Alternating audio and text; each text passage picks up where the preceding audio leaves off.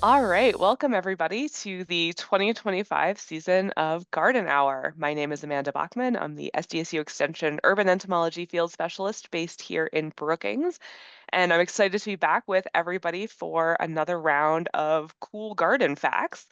It's great to see so many attendees with us this evening. Scrolling through, recognize some names. And I'm joined this evening by Laura Edwards, our Extension State Climatologist. Laura, what are you going to be talking about this evening? Mhm. Hi, Amanda, and hi, everybody. I'm excited to talk about the spring and summer climate outlook, and I'll throw in a couple extra pieces of interest about drought and what else we might see on the horizon. Awesome. Yeah, I planted a bare root tree this year, and I have a feeling I'm going to be committing to doing a lot of watering. We'll also, hopefully, fingers crossed, have Dr. John Ball. He was having some technical difficulties with his computer before we started, but he should be hopping back on with us uh, at some point during this evening. So we'll hear from him as well about spring tree care and just, what's been happening degree day wise in South Dakota.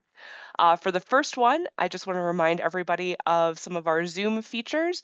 We do have the webinar chat where you can say hi, but we also have our Q&A. So if you have questions for any of the presenters during tonight's garden hour, feel free to throw those in the Q&A and we'll field those questions at the end of every segment and then also at the end of the show tonight before we head out at 8 o'clock. So if you're having technical difficulties, feel free to raise your hand and Kira or myself will help you out. But yeah, throw those questions in the Q&A and we're going to kick things off with Laura. So I'll turn the microphone over to you and I'll let you know if your screen shares.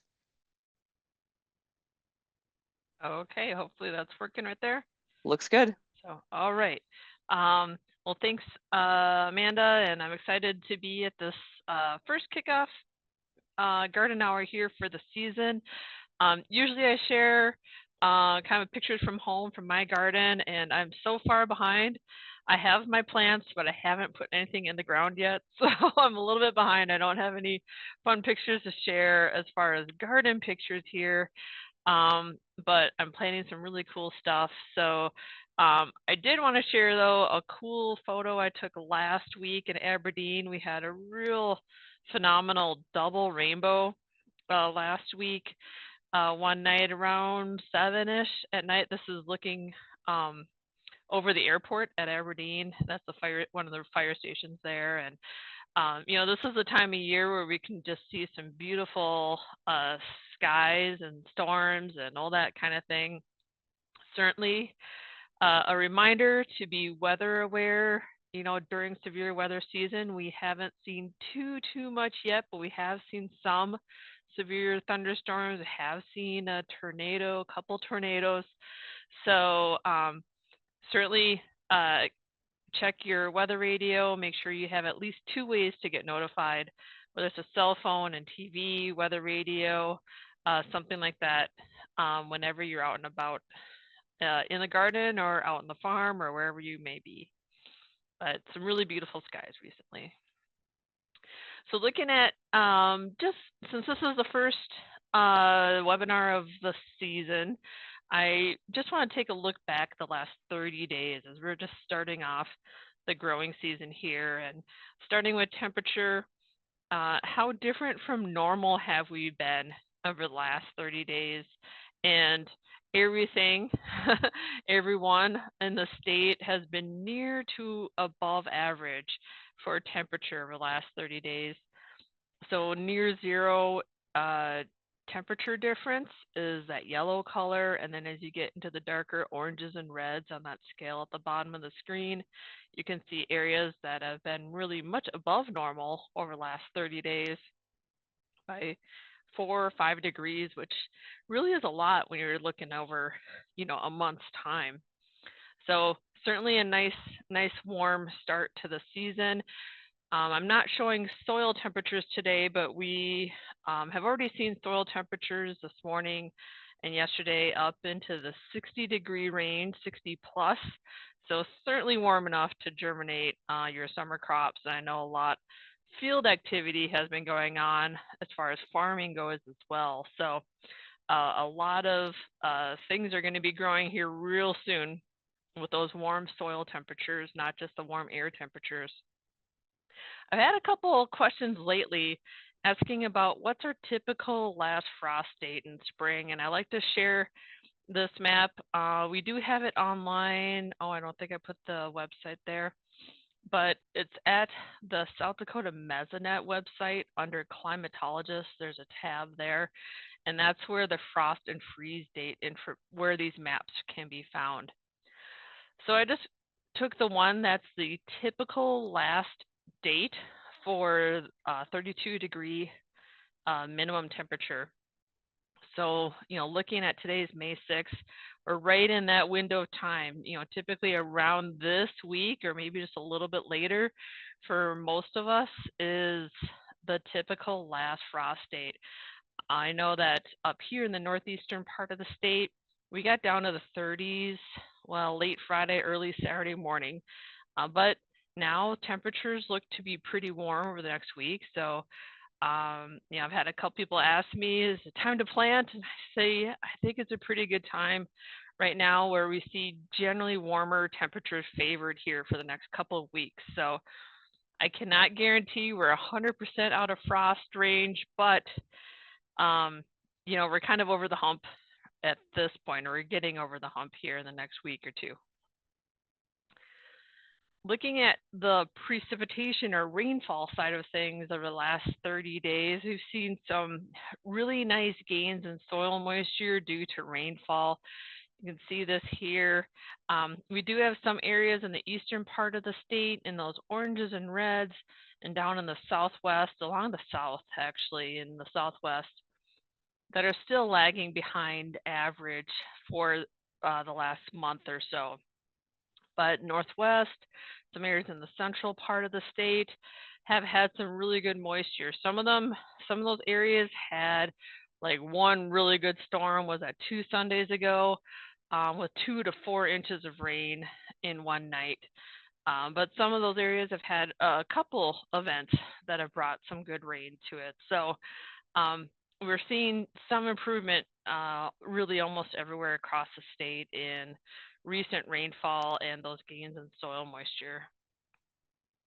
And even the areas that are below normal in the east, I don't think are a total loss. I think still, I'll show our soil moisture here next.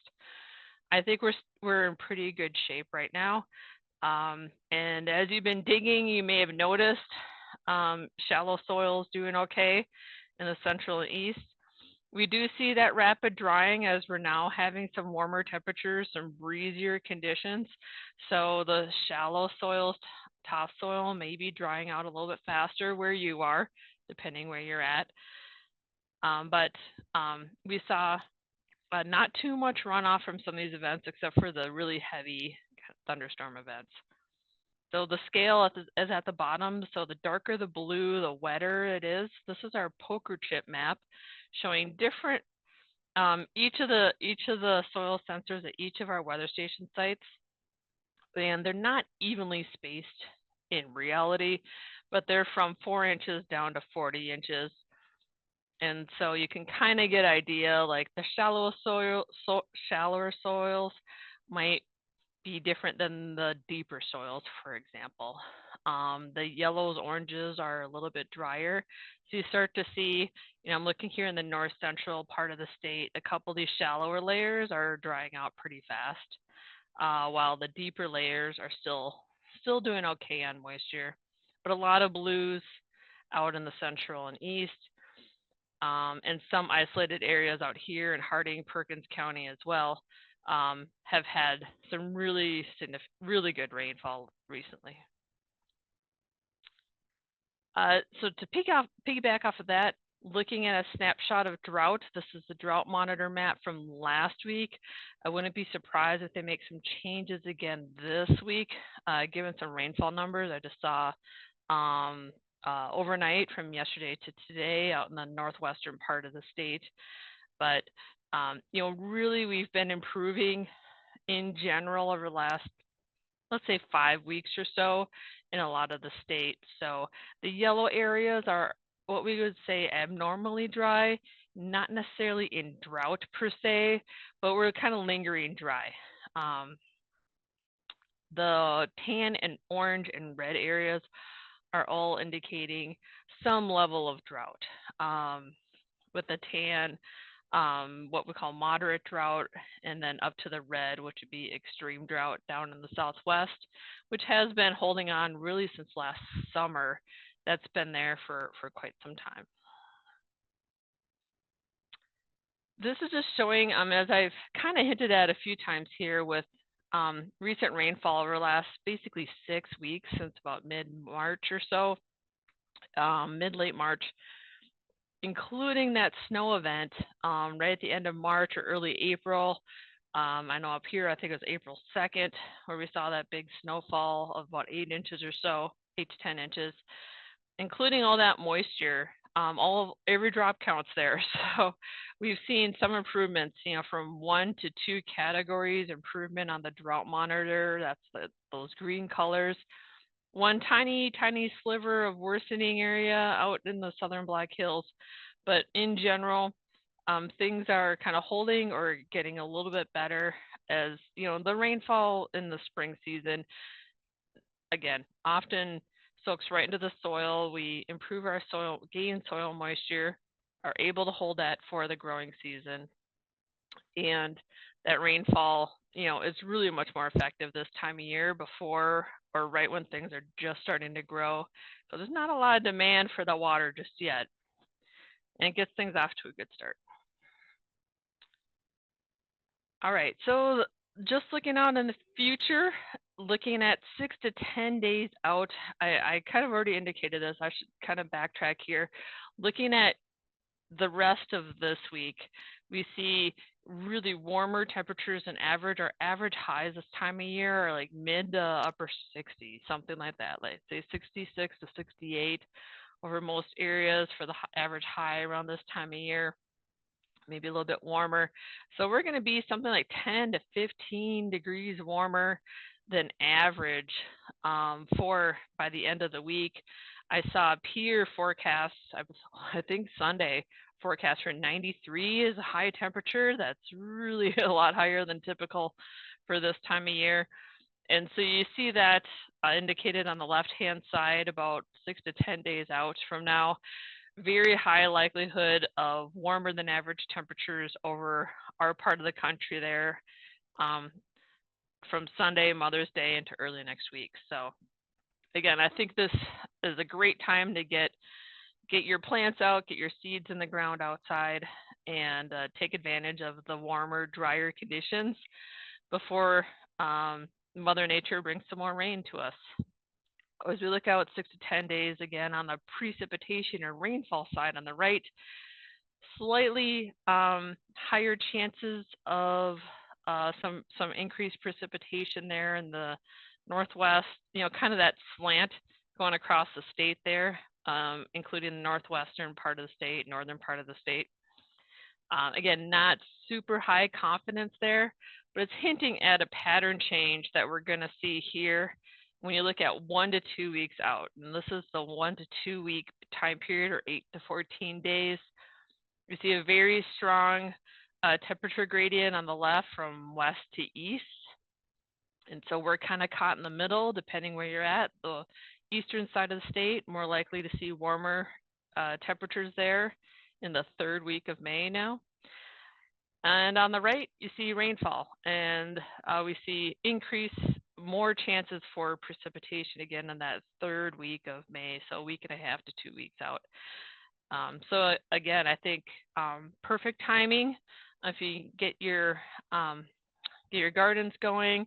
I know a lot of lawn mowing's been going on. If you need to fertilize, treat some weeds, might be some time here to do that, and then take advantage of a potentially more active, wetter pattern in about 1 to 2 weeks time to activate some of that herbicide or fertilizer or what have you. Looking out at May overall, I'm sharing this because this was just published last week on Wednesday, on the 30th.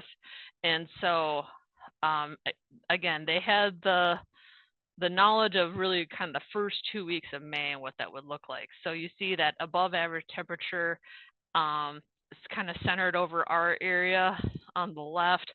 Certainly that's leaning on the first couple weeks here in May that really have high probability and very high temperatures compared to normal. And then on the right, precipitation, they actually had a lot of the northern and eastern part of the state actually uh, leaning towards drier conditions. So far that's been true. We saw some precipitation literally right on May 1st in parts of those areas in the northeastern part of the state, but it's been pretty dry since then, but the northwest hasn't been so dry. So again, precipitation can be a little bit more challenging in the spring season. Just looking at, thunderstorms are a lot different than strong cold fronts that pass through in the wintertime.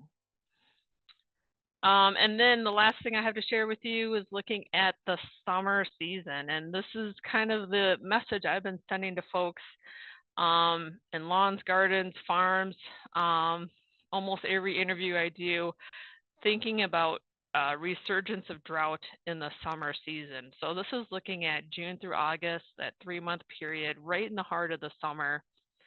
We see increased likelihood of both warmer and drier conditions throughout the rest of the growing season. And this pattern kind of holds all the way through October. If I were to show you, these 3-month outlooks all the way through the fall, this is kind of the pattern we see. And this has been pretty consistent since last fall. They've been hinting at this drier summer for quite some time. So we're seeing some nice rains right now, good timely rains that are helping our lawns and gardens, but be prepared for some of that dryness potentially to come back. Not to say we won't get any rain at all, but maybe drier than we typically expect. So, you might want to start laying out your drip irrigation lines in your garden. Make sure your plan for irrigation in your lawn is ready to go if you haven't already done that already, or plan on it going dormant potentially if it gets really dry on you. So that is kind of the tougher news. I know John Ball is next, and I didn't put a slide in here, but I'll put a link in the chat. I did want to mention that on the Mesonet website, our weather station website, we do also track growing degree days. And I know he often talks about that pertaining to, different tree development, stages and things like that. So we do have growing degree day information out there for those of you who are looking for it. There are nearly 100 stations in the ground, and I know the techs are out this week installing, I think, a couple more. So the season is upon us for some more weather stations to go in the ground. I think they're planning for another 20-ish to go in this year. So we'll have a whole lot more weather stations here again by the end of the season. With that, I'm happy to take questions now or at the end, Amanda. And that's what I have to share today. Awesome. Thanks, Laura. And it doesn't look like we have any questions that came in, so you're off the hook for now. We also don't have John Ball yet, so I'm going to go ahead and present. Okay. And we're going to really cross our fingers that he figures out what's up with his password situation. So let me go ahead and share my screen. All right. I think we should be good. Now, if only I can move my Zoom window so that I can advance my slides. Cool beans. All right, so Laura ended with, impending drought news. I feel like I'm also going to start out with kind of a bummer. We're going to talk about ticks because I had many messages back even as early as March of people being like, hey, did you realize that ticks are out already? So we had, a pretty open winter. It wasn't super cold. And yeah, ticks are out and about and moving around. So if you or your pets are active in the outdoors, especially going in and out this time of year, it's absolutely time to be talking to your veterinarian and getting tick treatments for your dogs and cats, and also for you yourself to be wearing repellent when you're out and about. I was just on 4th Street here in Pier last weekend picking up trash, and we absolutely had folks who were finding ticks. And that area is somewhat mowed. I mean, we were getting in a little bit into the tall grass there in the gulch to pick up some debris, but yeah, ticks are out. Um, I mentioned this last year, but the South Dakota Department of Health still has a tick ID service and survey. So if you do find a tick on you, whether or not it has bitten you, it would really help out the Department of Health if you take a picture of it and then fill out their survey. This is giving us a better idea of where ticks are in the state of South Dakota, what species we have, and when they're being active. So it's a little bit of community science that if you're encountering ticks, maybe you take that extra step and help us get some more data on them in the state. But yeah, they are absolutely out there questing away and hitchhiking and looking for a blood meal so that they can get bigger. And yeah, we still have American dog ticks, which are our most common, but, there have been reports of the Lone Star tick in South Dakota, and that is the one that vectors the alpha-gal protein that gives you the allergy to red meat. So you really want to make sure that if you do end up with a tick on you, that you are getting it identified so you know what symptoms you might want to be looking out for. So yeah, we'll start out with a little bit of an arthropod bummer there. Um, and then we'll move on to a little bit of a palate cleanser, talk about some monarchs. I do like to update on what the monarchs are doing in the spring, just so we can kind of see when we might be expecting them here in South Dakota, especially with these warmer temperatures. I mean, man, the lilacs in my yard are already practically in full bloom, which seems way early compared to usual. And I think we're going to be seeing some of our migrating insects showing up perhaps a little earlier as well. So the migration north is progressing. So we've got a nice little map here from Journey North. And there is a photo of a monarch in central Iowa. So they are moving pretty quickly. So I expect, usually here in Pierre, we see a monarch, Memorial Day-ish or maybe the first week of June. So we might be a little bit early this year. So yeah, get something blooming out there so they have a nectar source. And if you're seeing milkweed pop up and it's someplace where you are happy to let it go, leave that milkweed so that the monarch females have somewhere to lay their eggs and their caterpillars have something to eat. And then the overwintering area, the numbers were released. So in Mexico, they survey the area where the monarch butterflies hang out, and it's measured in hectares. And you can see this graph is from 1993 to 2024. And we had 1.79 hectares of monarch sort of overwintering area, which is almost a 100% increase from last year, which was only zero point 0.9 hectares. But so it was great to see that there was an increase in the numbers because, man, if we decrease from zero point 0.9, there's almost no recovery from that.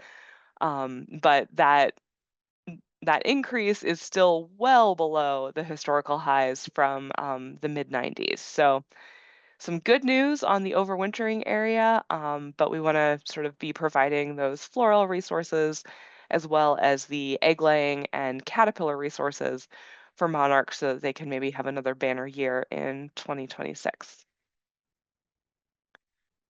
And then spring insect activity. I have to take shutters off of my house because I'm having my house painted. And I told the painter, I was like, yeah, I will make sure to get those shutters off because I have wasps that nest behind them every year. And I really need to get on that because the wasps are starting to nest behind them already. But those insects out there that overwintered as adults, they are out, they are moving around. These warm daytime temperatures and especially the warmer nighttime temperatures, things are breaking hibernation, they're breaking diapause, and they are acting like it's spring, which it is. So if you are seeing wasps building nests someplace that you don't want them to be, now is the time to be dealing with those. I'd say try to treat them in the cooler, morning hours, but with some of our overnight high or overnight lows still being in the 60s, those cool morning hours are going to be few and far between. So make sure that you're being, taking some safety precautions if you are treating wasps. You don't want to be up on a ladder all alone, because if you get stung and fall, that's not great for anybody. But yeah, now is the time. Those nests are only going to get bigger as the season progresses. So you want to handle them while it's maybe a handful of individuals versus when we get to August and is a full blown, like hundreds of wasps kind of situation. If you're somebody who maybe has an attic or a garage or an outbuilding or maybe like a lake house or some building that hasn't been opened for a while, maybe a camper, an RV, you might notice, lady beetles, the picture wing flies, the western conifer seed bugs, some of those critters that move in as adults and then maybe can't find their way out in the spring.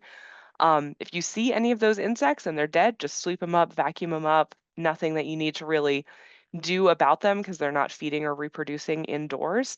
And they're just kind of a sign that you want to be looking around for some of those cracks and crevices and holes that you need to be plugging up to prevent other insects from getting in, next fall. But yeah, things are out and about. I also, this time of year is when I start getting calls about ants, especially ants that might be wandering inside searching for food.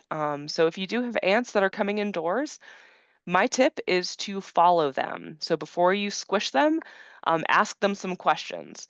So if you observe them and can kind of trace back where they're coming from, you might be able to find their entry point or also follow them to what they're considering a food source indoors.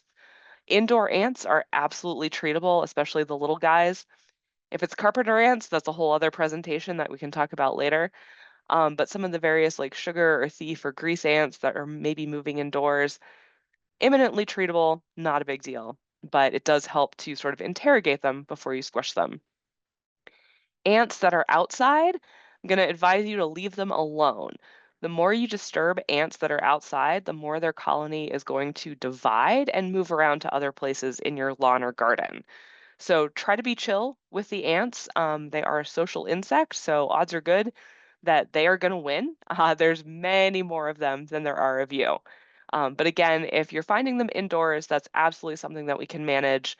And you just want to be following them to get some information from them before you dispatch them.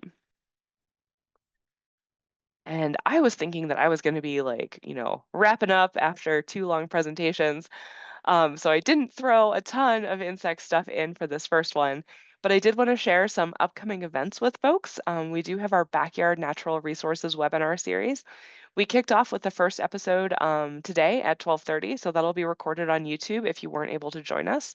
But we have additional ones on May 8th, 13th, and 15th, so Tuesday, Thursday for the next 2 weeks over about roughly the noon hour, and you can see our topics there.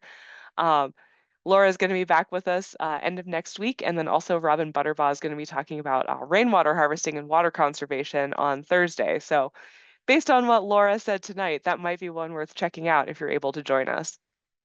And then we'll also have Garden Discovery Fest at McCrory Gardens on Sunday, May 18th, and that is in the afternoon from about 1 to 5. I'll be there with the pinned insects, the hissing cockroaches, our entomology resources, and there's going to be a bunch of great educational booths and activities for families. So make sure to come out and join us. There's also going to be some plant sales. I'm very much looking forward to getting my hands on some Native Plant Institute plants and seeing what the Brookings area master gardeners have there. So that should be a really great event. And hopefully I'll see some of our garden hour regulars there as well. So, all right. It doesn't look like we have John, which is a bummer. Um, You do have a there, couple questions in the Q&A, Amanda, if you want to take a look there. sweet. Yes, I saw that was coming in. All right. Do we have praying mantises? Yes, we do have praying mantises, and I will definitely check and see in Ask Extension. It might not have gotten to our SDSU Extension gardening group because I feel like I would remember seeing a praying mantis question. So we do have 2 species of praying mantis. We've got the Chinese mantis and the European mantis. based on their names, neither one of them is actually native to South Dakota. So we are outside of the range of the native North American mantises, like the Carolina mantis. So yeah, so we have them, they're naturalized. They eat things in the garden. They're really cool. If you find them in the fall, they make a good like short-term pet. So they're not something that I like would recommend purchasing to add more of to the environment. But we do have them, and they're, not considered necessarily invasive. And then a question about bees. Um, yeah, so I have been seeing some of the queen bumblebees bumbling around. One of them tried to go in my garage, and I was like, please no, get out of my garage. Like, you shouldn't be living in here. But yeah, there were some beekeeper surveys for honeybees, and those were experiencing about 50% losses. So honeybees are managed like livestock, so that's kind of a different thing than our native bee species. But with how rapidly it has warmed up, there might be some of that phenological mismatch or like, timings get off between when bees get the signal to emerge and then when their preferred host plants are flowering. So some bees might be picking up a ton of degree days now that it's warming up, come out, and what they like to eat isn't out yet. So that is something that I know people are, kind of keeping an eye on. And if you're somebody who likes to take a bunch of pictures with your cell phone camera, if you get on iNaturalist and take pictures of some of the bees and flowers that you're seeing out and about in your yard or in your local parks, putting up those iNaturalist observations can be a really good way for folks who are doing this kind of work to kind of see what's happening across the state over time, since like we can't be everywhere at once to take data. But yeah, I'm a little worried that, things might be coming out early and not having anything to eat. But I did see some cool green metallic bees on the dandelions when I was picking up trash this past weekend. So there are some of our small native species that are already out and about, and utilizing dandelions. But yeah, we got lots of great resources in the chat. So we got those frost and freeze maps, the degree day tools, and the Department of Health tick survey. So feel free to grab those links. But yeah, Laura, what are you most excited about putting in your garden this year? Last year I found these really good onion sets, and so they're ready to go. I had last year the first year I grew onions, and I'm really excited to do those again. I got two different varieties this year, so they're just waiting for me to get the soil ready. I know I'm a little bit late on the onions, um, but yeah, I always grow the potatoes, tomatoes, zucchini, beans, peppers, some kind of melons, pumpkins. So yeah, I kind of grow a lot of things. Yeah, you got a lot more space than I do. I have Yeah. to I started some seeds this year and I thought I was starting them late. Like it was April by the time I started them. And this I started two zucchini and they both have like two true leaves already. Yeah, you So probably that grew one too many there. You really only need yeah, one. exactly. So it's like those are going to be absolutely ready as soon as I can get some garden space like cleaned up. But yeah, I will absolutely be, putting the drip irrigation out again because that is a game changer, and Yeah. especially with how many storms we kind of seem to miss in the Pier area. And I Yeah. had to laugh when you said we hadn't seen much severe weather lately, and I remember texting you, and I'm like, Pier has hail. Yeah, it's kind of funny. I don't know if you listened to Garden Hour, but I think I mentioned this before. Way back in February, there was a tornado in the gosh, was it Cottington, Hamlin, Duval County area, somewhere around there. The earliest tornado that we have record of in South Dakota. We never had a February or January tornado before that. So we had an early start, but then it was really quiet for a while. But I know they've seen a couple out west, and yeah, so we have a few more tornadoes now. But yeah, it's kind of fun to see the first thunderstorm of the season and the first hail. Yeah.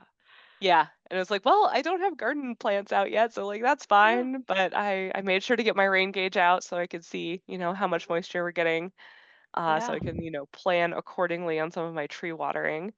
And It that's a does look, good about the rain gauge. I know there's a yeah. question in Q&A, but about the rain gauge thing, I don't know if I know a lot of master gardeners have heard of cocoa rods, but it's a great opportunity to record your rainfall, snowfall, in your backyard. I put mine on the post in the garden, actually, is where my rain gauge is, and really easy and free to report that online. I like to see it. I like to see who's droughty and who's wet and those kinds of things. But great record keeping for yourself. There's always a note section. They updated the app last year, so the app is really nice if you have a smartphone, either Apple or Android. Um, and if you're a master gardener, you can also get some volunteer time as an observer as well. So extra little perk if you're going to report your rainfall on cocoa rods. So I'll put that link in the chat. Yeah, and I know both Laura and I have rain gauges in our various offices. So if you do sign up to be a Cocoa Roz observer, we can get you a pretty sweet rain gauge. Mhm. And mine has lasted many seasons. I forget what year you gave me mine, but it's got Yeah. some cracks in it, kind of looks like if I drop it the wrong way, it might shatter at some point, but like it's going strong. Yeah, it's like the Ken Hirsch or Kettleland gauge that you guys may have seen, like 4-inch diameter clear plastic rain gauge. So a lot of people already have them already, but yeah, you're right. We do have some we can send out. So just let us know when you register that you need a rain gauge, and I'll reach out to you. Yep. Yeah. Yeah, some friends of mine in town, like we all have rain gauges, so when it rains, we all like put in the group chat of how much we got in our various parts of town. That's the beauty of it. I compare with my mother-in-law. She Mhm. lives like 3 miles away from me, but we still double check each other all the time. And yeah, friends and neighbors across the country if you want, it's a national program. So yeah, really fun way to stay in touch and share the numbers. Yeah, the question in the Q&A is about carpenter bees, which is really interesting because I don't usually get a ton of questions about carpenter bees. Like we don't have as many of them in South Dakota as some other states. So there are definitely some resources out there, especially from like Michigan and Minnesota, areas where they have some bigger problems with carpenter bees. And if you're not familiar with them, they're essentially bumblebee sized, but they have a shiny abdomen instead of a fuzzy abdomen. But yeah, if you have a patio structure made of wood and they have been boring in them, physical, like physical barriers are kind of the only thing that will stop them. If you can put some like metal flashing or mesh or something like over the area to discourage them. Otherwise, you're kind of just looking at possibly, replacing that board or whatever eventually and maybe trying to clad it with something. Because really, there aren't a ton of insecticides labeled to kill bees because we do generally like them. But yeah, carpenter bees can be really frustrating because you're like, I know what you're trying to do. Can you just not do it here? Mhm. But yeah, and feel free to email me too. That might be one I can do a little bit more research and get you some more info. But yeah, always, feel free to shoot me insect questions. Pictures are great. And then we do have our garden hotlines and our Ask Extension widget, other ways to get your questions in front of a whole bunch of us so that we can field them to the correct person. But yeah, I I'm will say, guessing. Amanda, about Yes. insects. I know one of my farmer friends up here have seen a mosquito Oh once or no. twice.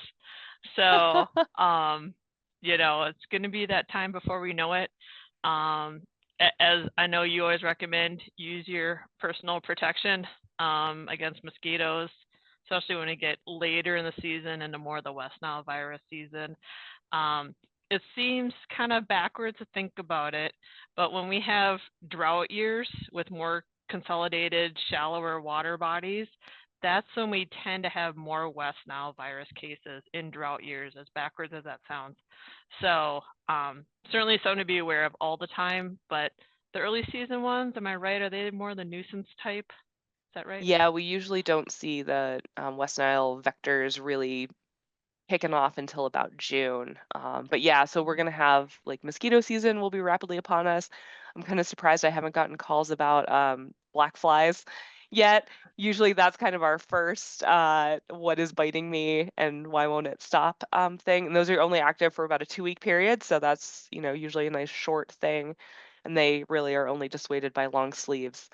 But yeah, like when I was picking up trash, I found an empty cat food can that had about half an inch of water in it, and I'm like, this is mosquito habitat. Like Yeah, it, they don't need doesn't a take lot to much. develop in. Yeah, Does not take so much. Yeah. Yeah, as you're out, getting your garden prepped, look for areas that might be collecting water, especially after some of these spring rains. I know I've got to get up and clean out some gutters. But yeah, any of those areas, drain them, make sure you're able to keep those, dry and tipped over because, you can do a lot to reduce mosquito habitat in your backyard. But yeah, those repellents, and now is the time if you're looking for perhaps a new active ingredient or you want to try something else. The big box stores generally have the best selection right now.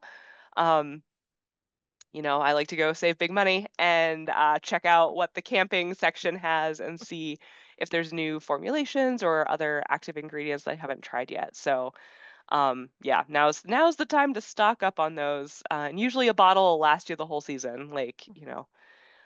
but make sure you're reading those label directions and making sure to take a shower or wash your clothes after you're done being in mosquito territory. One of my cats is not the brightest, and she decided to lick my pants that had insect repellent on them and then proceeded to puke. So that was a great time for all of us. Sounds But yeah, great. I This is think why I don't have cats. right, yeah. I was gonna say if Dr. Ball was here, he would also he's missing a chance to dunk on cats. Um, But yeah, in his absence, though, we do have the tree pest alerts. So you can check those out. And if you're subscribed to our garden and yard newsletter, the tree pest alerts are linked in that every other week when the newsletter goes out. So that has all sorts of great information. It's got the degree day update, what treatments to start now, what samples and questions he's been getting. So especially for you folks out there that have fruit trees, spring is a very important time for managing some of our different like fruit tree diseases and pests. So, Mhm. in his absence, check out the tree pest alert. And I know he'll be back at the end of the month after his trip to, I think, England Mhm. with his The undergrad UK in student. general, I think. Yeah, Yeah. Yeah. it's either the master gardeners or undergrads, but yeah, he's going to be sort of out and about doing some really cool things. But he'll be back at the end of the month for garden hour. Mhm. So. Yeah, I'm kind Um, of bummed he didn't connect. I'm sure he had some cool pictures. I know he had shared some with flowering trees and stuff recently in Brookings, and yeah, and you're right too. It's a good time to treat, and now that we're just getting to that flowering stage, or just past. Yeah, yeah, the our ornamental crabapple in the parking lot here was beautiful last week, and then the heat this weekend, it's like, and I'm done. Yeah. So, and the choke cherry in my yard is looking great right now. Lilacs, like I said, those are out. I know if John was here, he'd probably be talking about mushrooms a little bit. I think there's something with like when you've got lilacs blooming, that's when to go morel hunting. Mhm. Only go with Yeah. somebody who knows what they're doing. Please don't eat weird things in the woods. All those fun Yeah. safety tips. And yeah, definitely be have that tick repellent on if you're going mushroom hunting because those two activities go hand in hand. Yeah, and wild asparagus too. We might be getting close Oh to the end of yeah. that, but yeah, wild asparagus is another good one Yeah. around this early spring season. Yeah. Yeah, lots of good spring foraging. I feel like for folks who maybe eat dandelion greens, they got probably bitter fast with the heat. You really want Mhm. to get those when they sort of first come up. But Mhm. yeah, I feel like we had 2 weeks of spring and we are fast moving into summer. And if you are putting transplants out, make sure to harden them off. I've got, my seedlings indoors, and I'm trying to find a good time to start, you know, letting them experience the outdoors in a way that's not going to sunburn them or desiccate them or get them eaten by my local rabbit.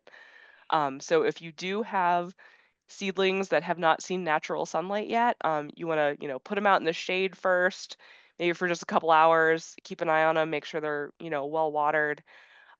Because yeah, some especially tomatoes will get really emo like the first time they go outside, and you'll think, oh no, I've just killed all my plants. So keep those in the shade. Um, and I know next week we're gonna have Rhoda Burrows is gonna be hosting, so she'll have some more like hort garden updates for folks. And we'll also have Hans Klopp is going to be talking about some soil health in the garden. And then Greg Reichs is our new SDSU Extension weeds field specialist. So if you have lawn and garden weed questions, next week is your week. Greg will be on. So give him a warm garden hour welcome and ask him all sorts of questions so that he, wants to come back and Yeah, we're so do it. excited to have him on staff. I think he's Yep. gonna be great. He's been great over the winter with more of the agronomy, farm side of things, and he's really excited to jump in the horticulture side. So definitely, yeah, make him welcome. Yeah, yeah. So we've got sort of new resources for folks as far as people who are able to answer your questions. But yeah, we'll go ahead and wrap this one up. Yeah, Thank you everybody for joining us. Thank you for the questions. Thank you, Laura, for giving us the climate update, even though it sure. involved drought. Yeah, Um, good to be aware. And again, check out the chat there for links. I will also be putting together a recap of all the Garden Hour episodes.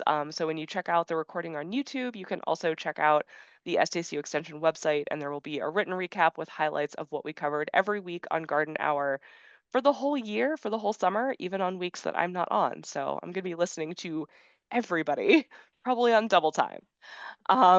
But yeah, should be a good season. I'm looking forward to it. Thank you again, everybody, for joining us, and happy gardening.